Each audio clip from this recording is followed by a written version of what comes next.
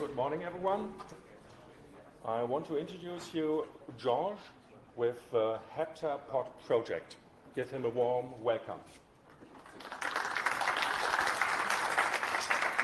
Thank you. So indeed, I am here to speak about the Heptapod project, which is, as you can see, just adding support for Mercurial to GitLab. So maybe first I should remind everyone what GitLab and Mercurial are, even though maybe you've heard of them. No? So GitLab is a fully integrated forge. That's a place where people can push their code and collaborate. It is heavily based around Git with workflows based on merge requests. It has issue trackers. It has a built-in continuous integration and continuous deployment system. It has many other features like a Docker registry, built-in SSO server and client, integration with external services. In short, it's a really big beast which can be used for almost all aspects of software development. So I'm not here to present GitLab, make this clear. So it's a well-known big system based on Git. Now, speaking of licenses, it is open core, so it has a community edition, which is itself released under the MIT license, I believe. And recently, it's been adopted by some major free software projects, like, for instance, Debian, who's using a customized version of GitLab now, and the NOMI project, and probably a few big more. And also, it has commercial offers. It is a company with a SaaS system and on-premises offerings. Now, let's speak a bit about Mercurial. So, what Mercurial is well, another distributed version control system. The command line is HG, which is just a symbol for the mercury element in chemistry. So, compared to Git, it's about, the project started right at the same time for the same kind of use cases, like kernel development.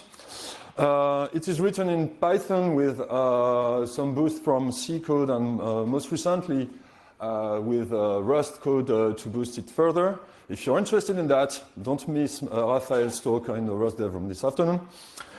And being written in Python, it's customizable with a plugin system that we call extensions. Historically, we had an online provider. Think of it as maybe it was the GitHub of Mercurial, and that was Bitbucket. When they started Bitbucket, they were supporting Mercurial only, and only later did they add the Git support.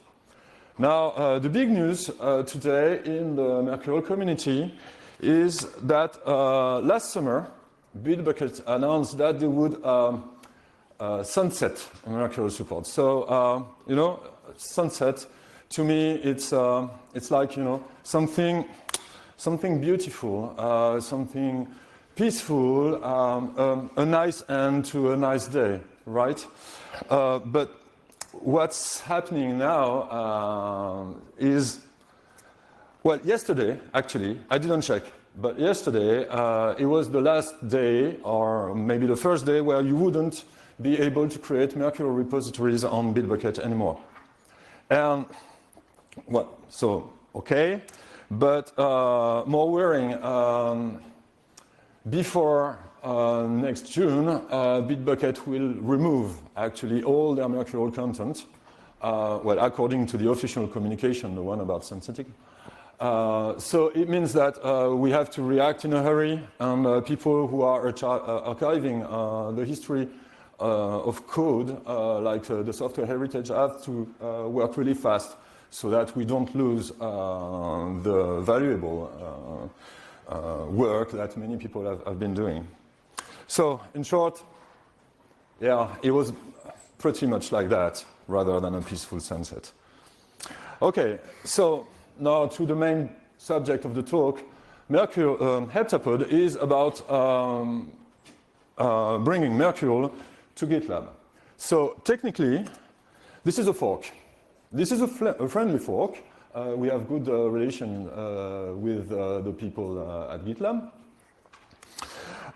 It's about 2 years old. Well, it started, of course, as a crazy idea and then a crazy prototype. And it's, if you want to try it, you can download the Docker image, or you can try the installation from the sources. And the big news today for us, because it's been lots of work, is that we are announcing a free Heptapod hosted service for free and open source software projects. So this is a partnership between Octopus, that's my company, the company I work for, and Clever Cloud, which is a small hosting company specialized in PaaS products. And that means that, well, today we can invite any free software project that is using Mercurial, and especially those that are fleeing Bitbucket. This is a community managed service. To be fair, we didn't write all the rules right now, but we hope to do that in a collaborative way.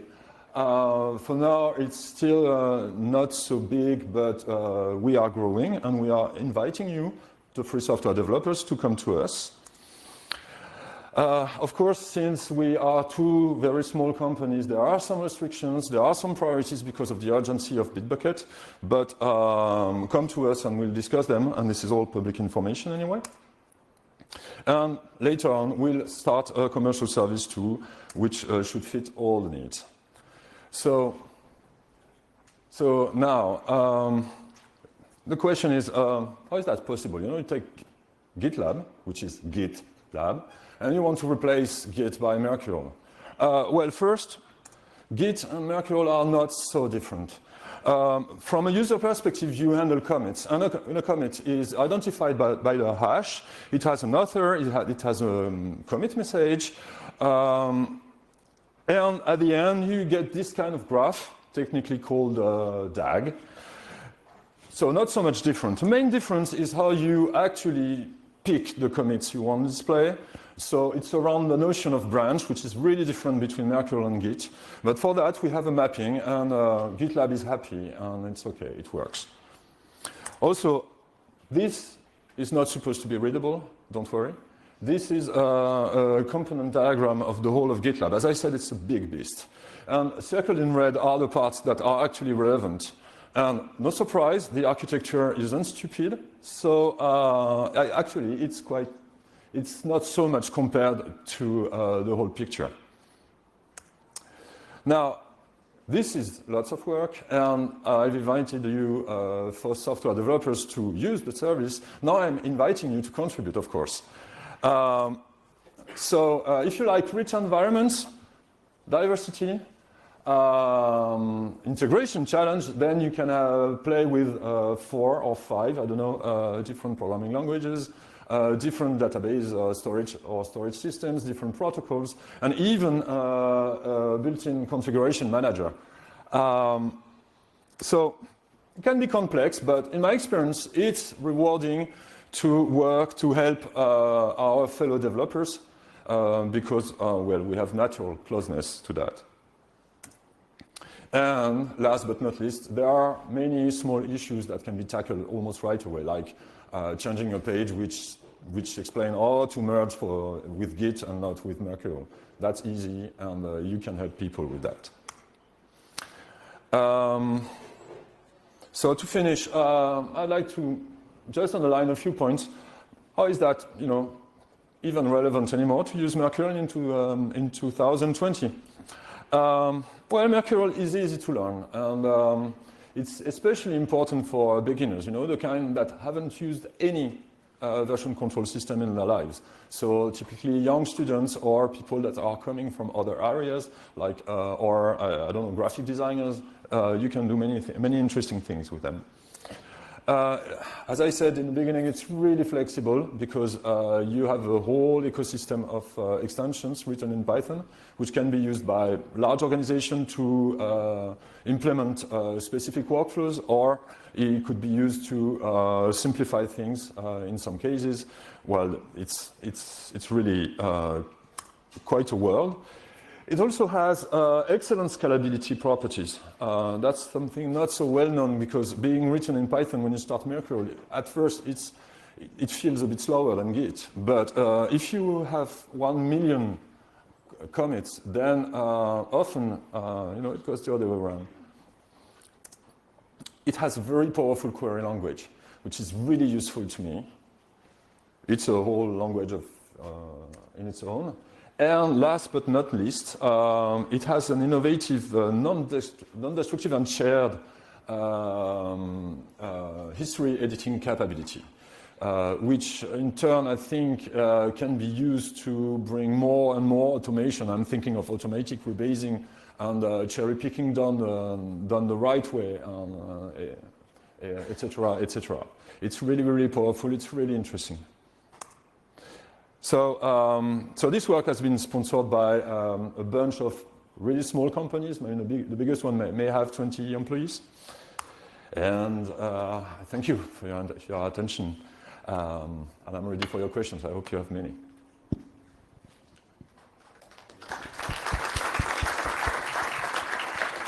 Questions?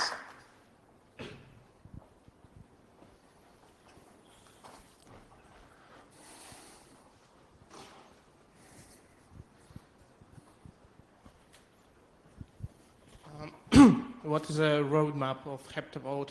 I mean, it will be eventually merged into GitLab source base, or it will be a separate project with separate goals and separate life cycle? I don't know. Do I have to repeat the question? No, you were on the microphone. So we'd like to merge it back with GitLab, of course.